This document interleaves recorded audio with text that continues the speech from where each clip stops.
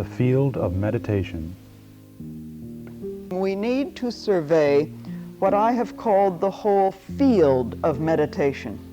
See if we can discover something of its topography, something of its main features. What does it look like?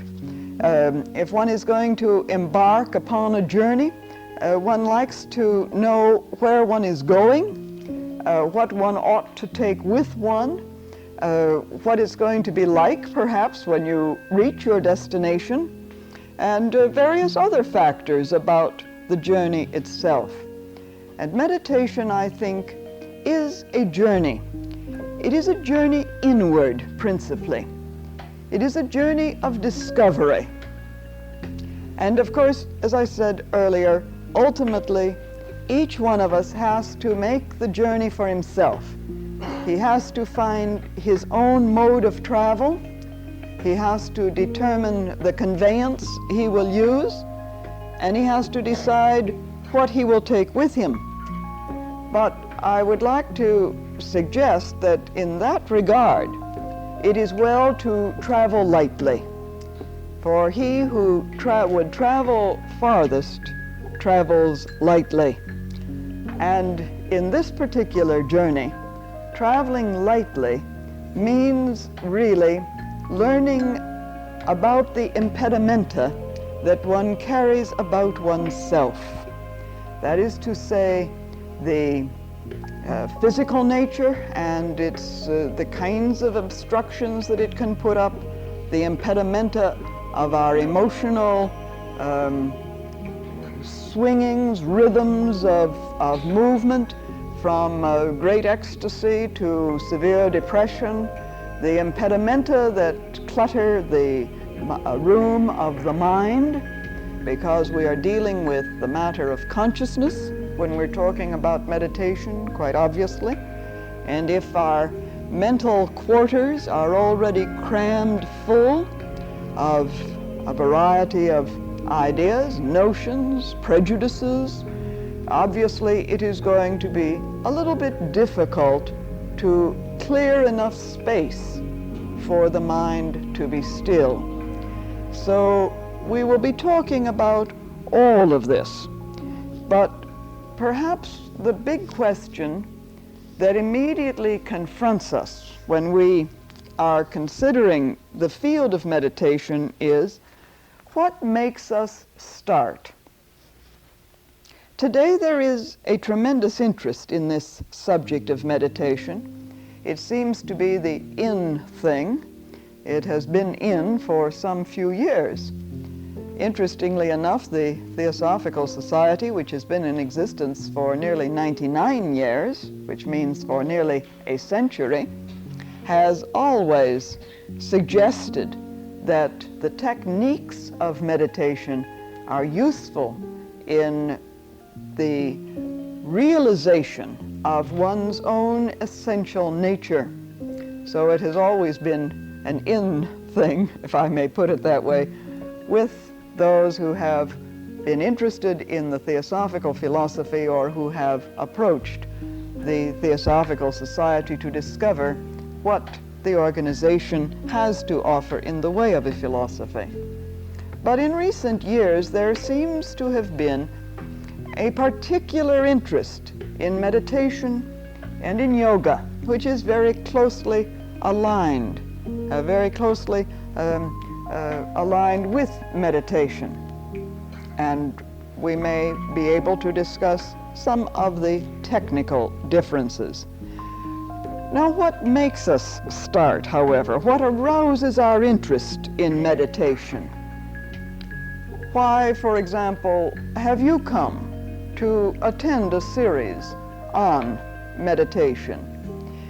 Is it not because we become aware at some time or other in our existence, in our lives, of the fact that there must be another realm of reality than the world in which we are normally moving? We feel there must be something more to life than simply the round of daily existence and pushing and pulling and moving about and so on. Plato suggested that we start meditation because we recall, we recollect, remember a realm from which we originally sprang. We remember a world of reality in which we were originally rooted, from which we have moved out into the diversity of incarnation. Now, perhaps this is as good an explanation as any, and perhaps it will suffice at least to initiate our discussion, to suggest that something is triggered within us that recalls us to another state or condition of existence, a world of reality which we feel we are basically, inherently, essentially linked. And that if we could, in some way, move to recover that original state, we would be whole people. We would be happy people. We would be able to meet every circumstance of our existence with an equanimity, with a certain serenity, with a certain understanding that would enable us to meet whatever the situation might be. I rather like Plato's proposal that there is in each one of us the recollection of another, an inner world, a world in which we are whole, in which we find ourselves truly ourselves, where we can be ourselves without all of the paraphernalia that we seem to have to present to the world, the facade that we so often present. At times it is easier, I think, to define meditation by what it is not than by what it is. And so I would like to inject here some of the things which it is not. But again, one is entering upon the subtleties of words in many respects. And while we may discuss some of these, please hold it lightly at this moment, because obviously what we're going to be sharing and the kinds of meditations we're going to be experiencing collectively during the coming 6 weeks, we can't say it all at once. And so perhaps as we move along, some of the distinctions, some of the differences will become clarified. But first of all of the writers on meditation, all of those who have written out of their own personal experience of meditating, and really meditation is ultimately defined only in the act of meditating. When one does it, as it were, one is meditating, and therefore one knows what is meditation.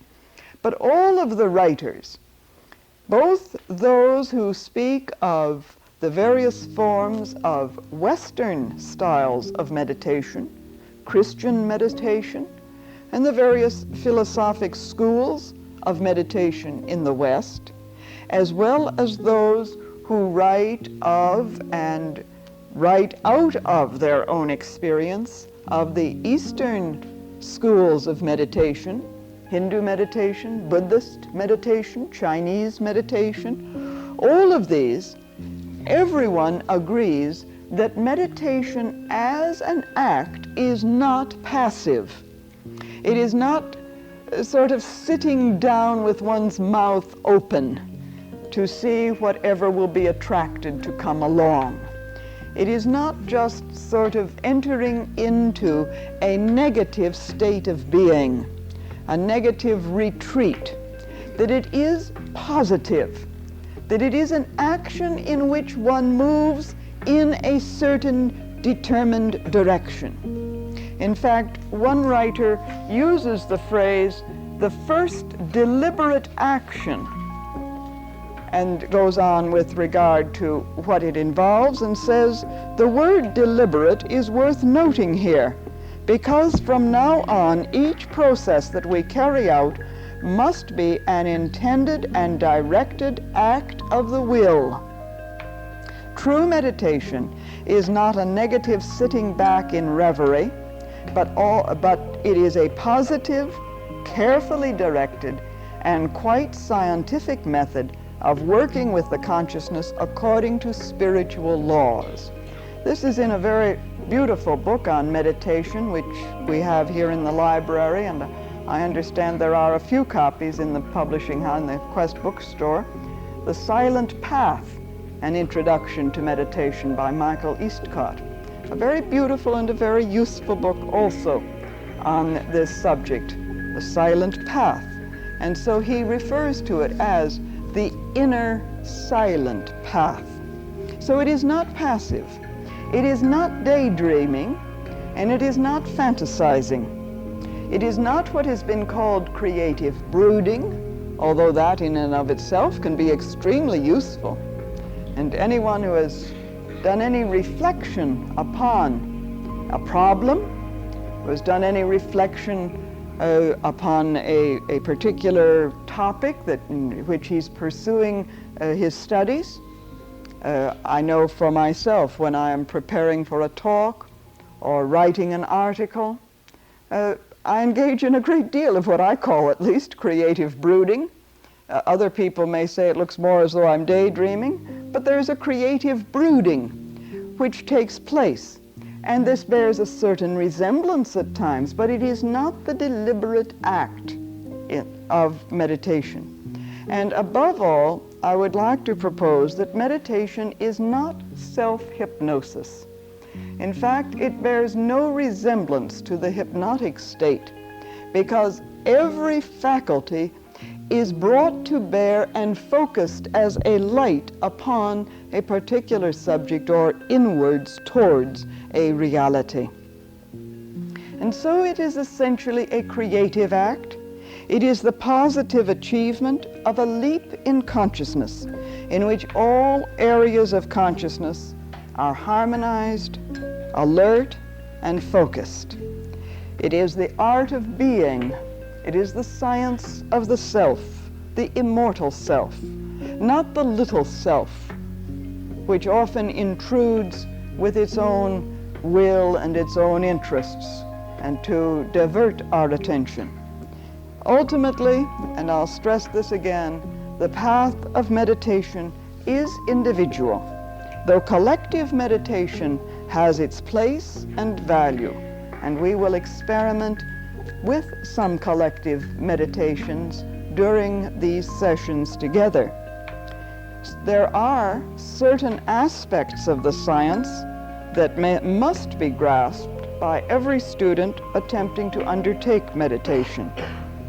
Now, basically, in the field of meditation the whole science is built on the concept of graded levels of life or consciousness. And we need, therefore, to understand something of these levels. For the function of meditation, really, is to lead the conscious mind from stage to stage on an inner stairway. It is a means of progressing in consciousness. So the stairway of the self may be said to be made up of different densities of energy or consciousness. And we may speak very easily about three broad steps on this stairway of the self, three broad steps which we are accustomed to running up and down, living on, inhabiting, taking all of the events of our incarnation taking place on these three broad stairways. And this diagram may be helpful to us in understanding. I hope you can all see it. Can you all see it? These are the three broad stairways which really together make up the personality of each one of us. And we are very much accustomed to these. Consciousness is rooted for most of us here in this personality, where we have, first of all, a physical body to deal with, and we know sometimes it's difficult to deal with it.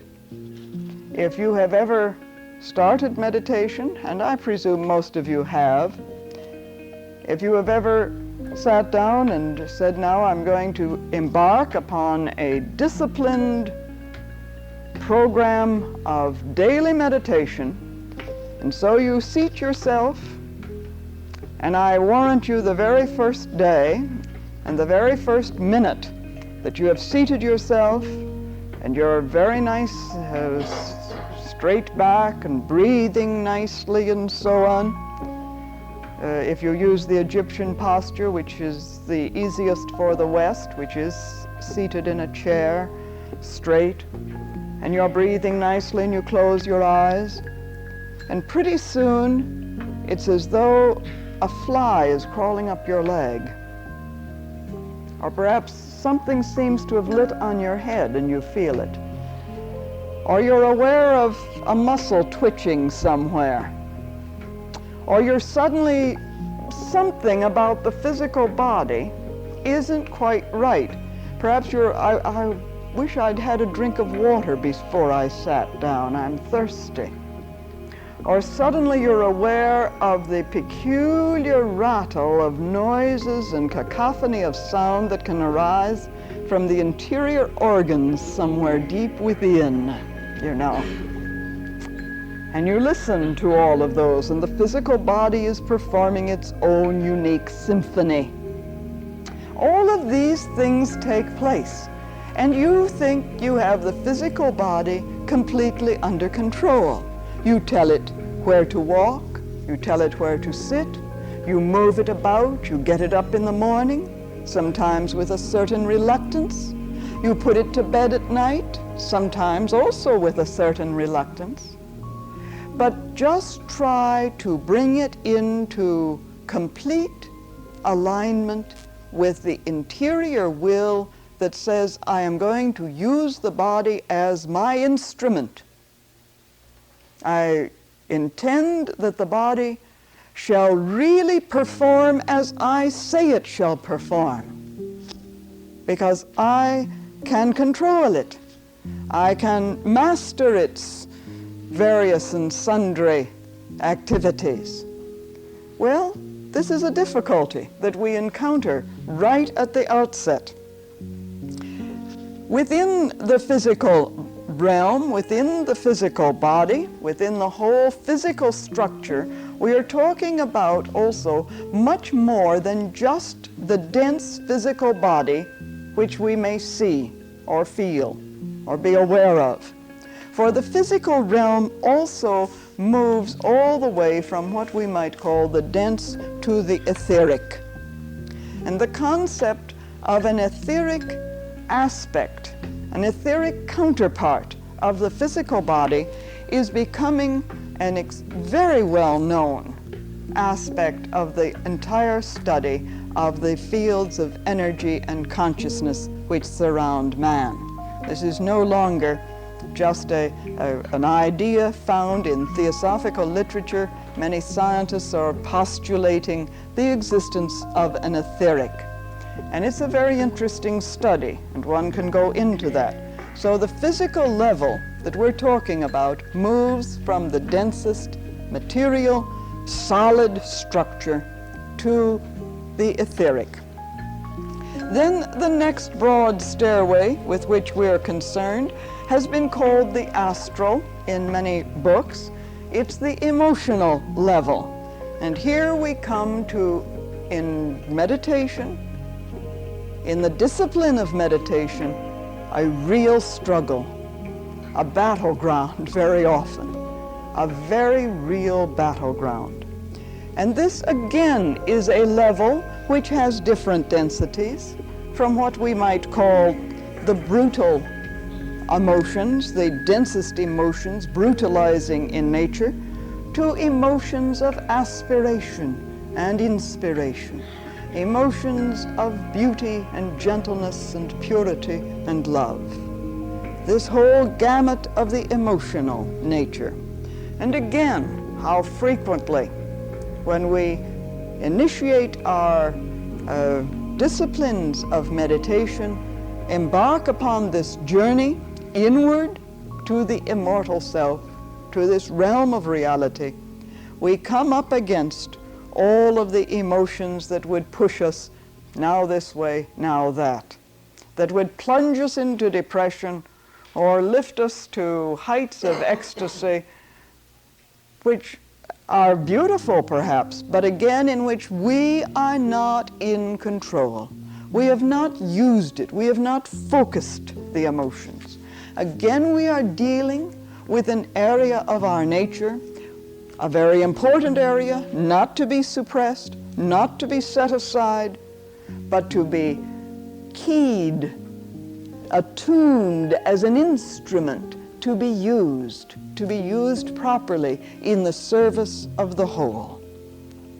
Well, we really cannot separate this particular stair from the one above it, because the two are very much related, and although we can look at them in a diagram quite separately, and we can say things about them that would seem to provide a distinction between these two levels, essentially they are meshed together.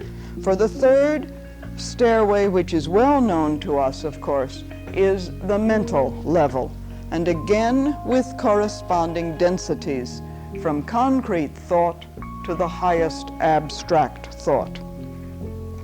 Now, our first need in embarking upon the science of meditation is learning to use these three vehicles, these three levels, operate fully on these three stairs of our being. Operate in a way in which we can say that these energies within us are directed as we would direct them, because we are not this personality. We may use it, we may adapt it, we may refine it and build it and focus it, but we are not the personality. These are steps, and very useful steps, on the path inward to the immortal self. And so there are steps beyond these, less easily definable in concrete language, but to which we may either broadly assign the term spiritual, or may more specifically name as the intuitional or buddhic, as you will see it in many of the books, and the spiritual or atmic, that realm of the pure self in terms of the immortal will. And so here is this vast realm into which we can move, which has been called the individuality of man, and beyond that into that which is the essential self, the monad, the enduring pilgrim, that which truly is the universal man, as it were. This is a very useful diagram to contemplate, because this is the field of meditation. This is the path that we are determining to take. Now, before I open this to discussion, I'd like to move along with just a few more points in the survey of this field. I would like to suggest that at the very outset, if one is really determined, I'd like to at least experiment with the science of meditation. At least I would like to feel that I have taken it up. Then I think one must be very honest with oneself and examine very, very closely, what is the purpose? What is my purpose, as it were? What is the goal in undertaking meditation? And I suggest that there is a need for great honesty, for no one outside will ask you. But if you fool yourself, you will be the only one to know. But if you fool yourself and say it's some lofty aim when really it is not, when it's masking perhaps some other purpose, that if I can achieve the goal of meditation, then I will have power over other people. I will be able to manipulate them by thinking about them. I will be able to attain myself great wealth or riches or some spiritual status, or I will proclaim myself in some manner as a teacher, a guru. And this is, of course, very popular today, you know, particularly if you have on a turban and an Eastern robe and so on. You can claim, you can change your name and become Swami, whatever it may be, or a yogini, somebody or other, and so on, and immediately gather around yourself those who are somehow duped by the fact that you must be a very spiritual person because you have a different name or have dressed in an unaccustomed manner. But if your aim in taking up meditation is to achieve something in order to exhibit powers, if it is to achieve, in fact, the awakening of psychic powers, and often these may come along with the discipline of meditation. They are not unusual, it is not unusual. But if your aim is along those lines, then be honest about it, at least. That's all I'm asking. Just at least say, all right, this is what I'm going to set out to do. But be ready to pay the price of the aim that you have set for yourself. For I suggest that if the goal is, for example, a self-centered withdrawal from life, a retreat from existence, then the science of meditation will lead you only into the morass of confusion, a swampland of self-deception. And if the goal is to gain power, then be prepared to reap the whirlwind of your objective, for that is what will come.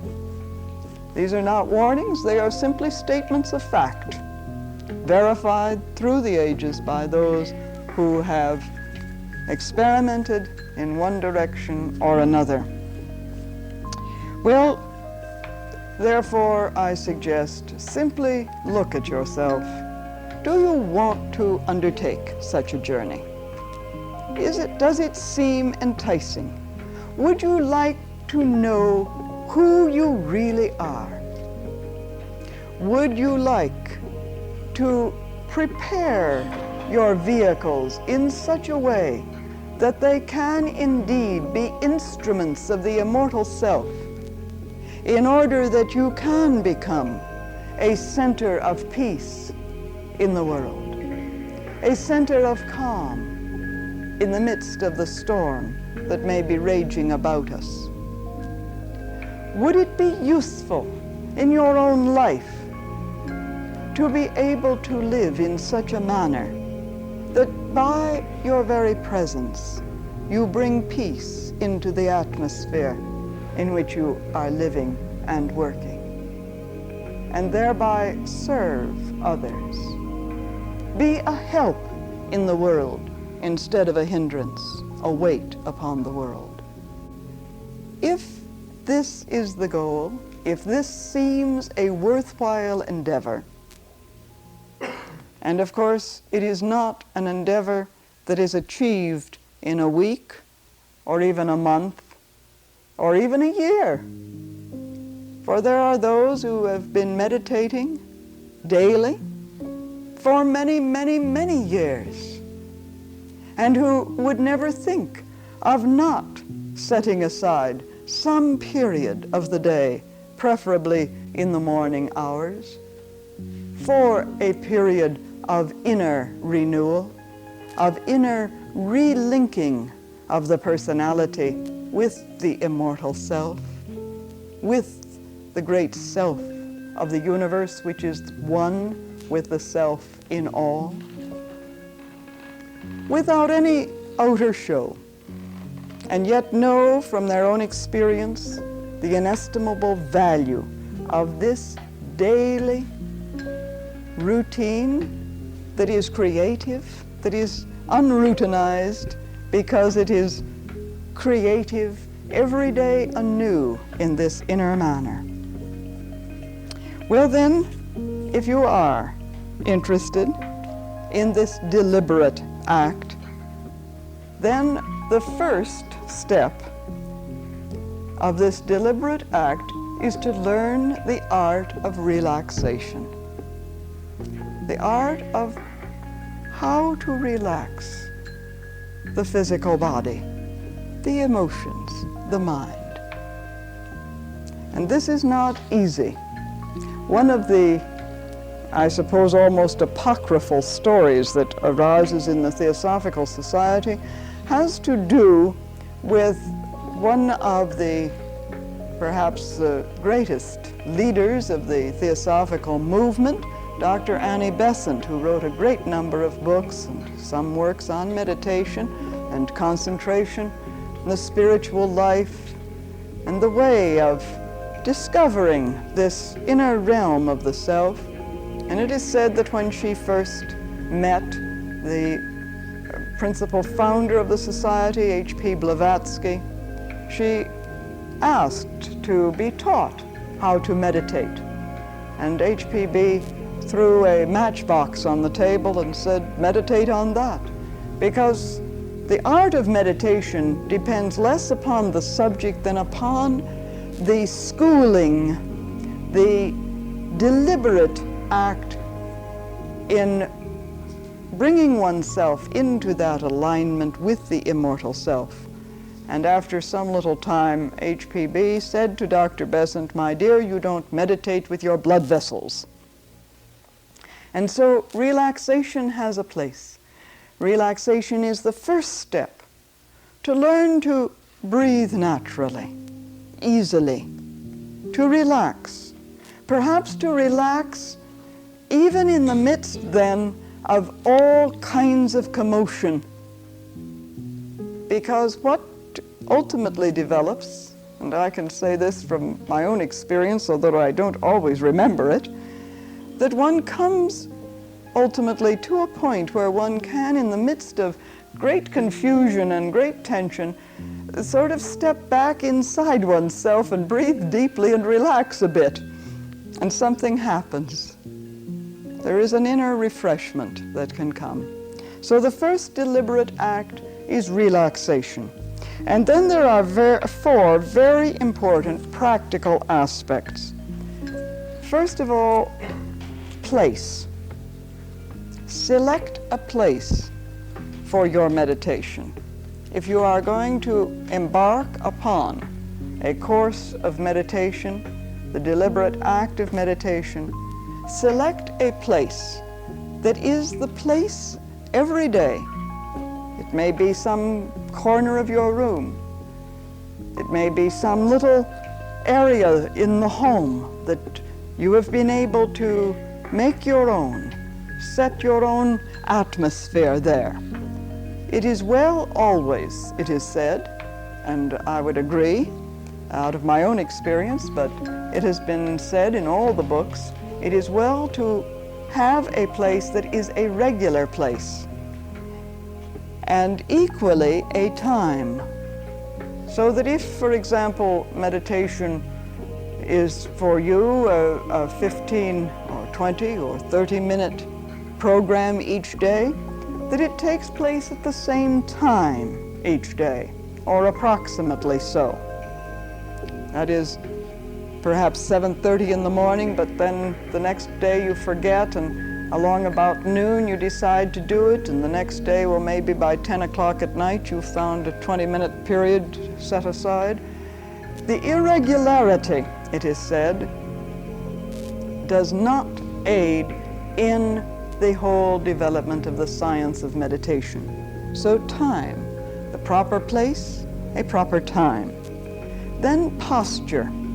This is an interesting point because today there is so much interest, particularly in the West, in the postures of the East, particularly the lotus posture, which of course is that used in most of the Eastern countries. Not all, but many of the Eastern countries.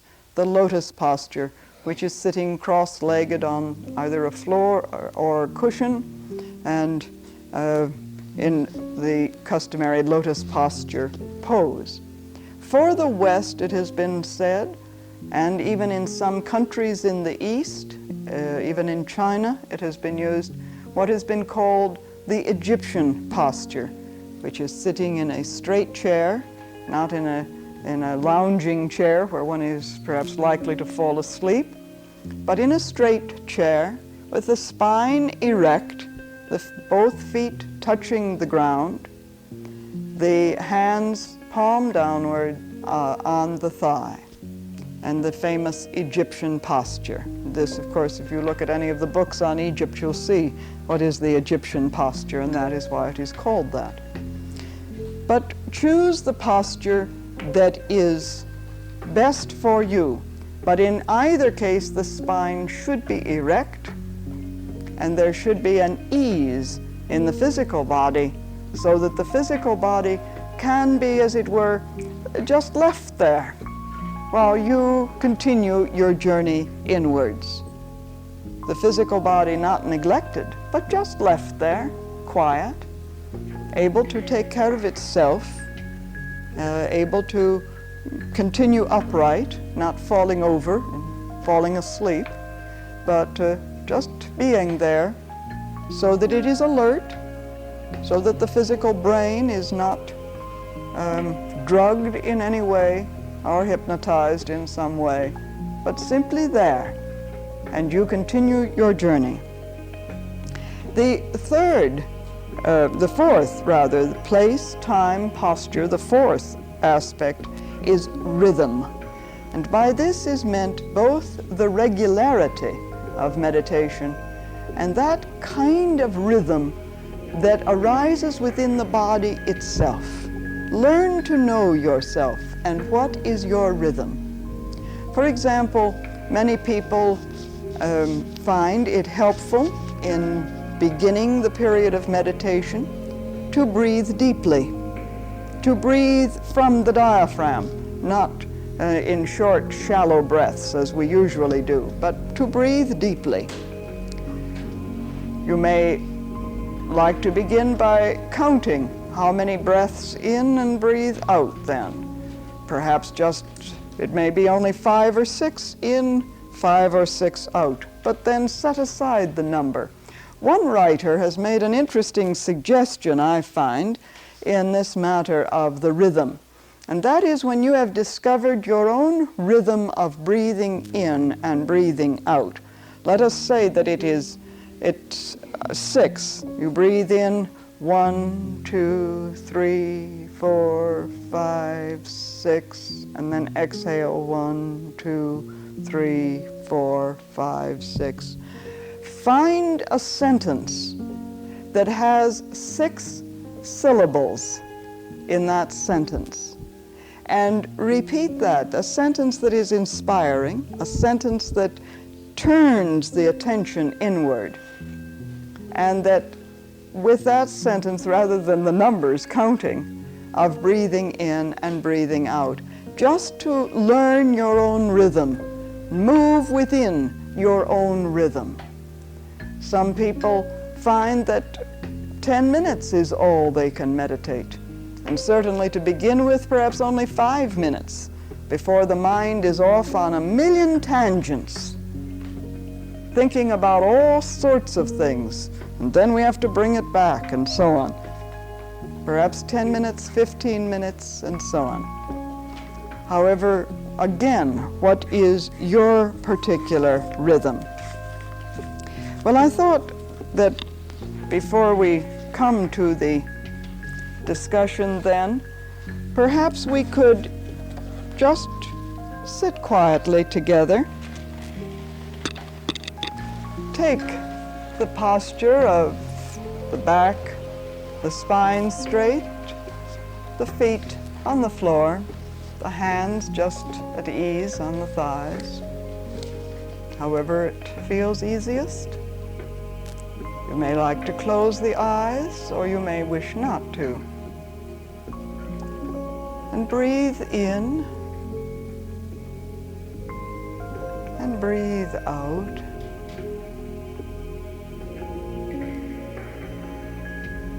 Breathe in and out in a rhythmic manner.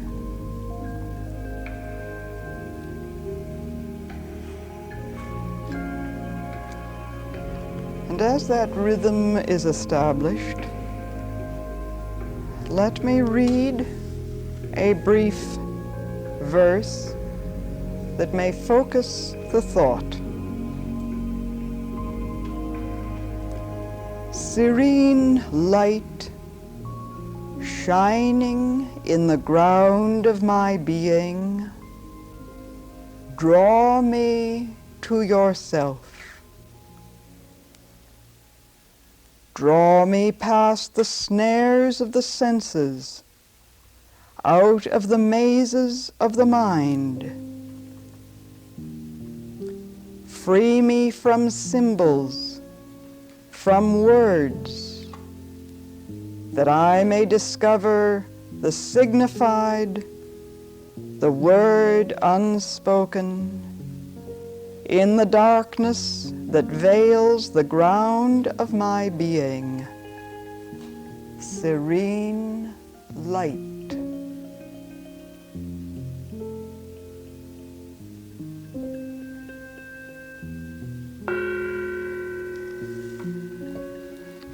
Thank you. Drop a like, leave a comment, and don't forget to subscribe.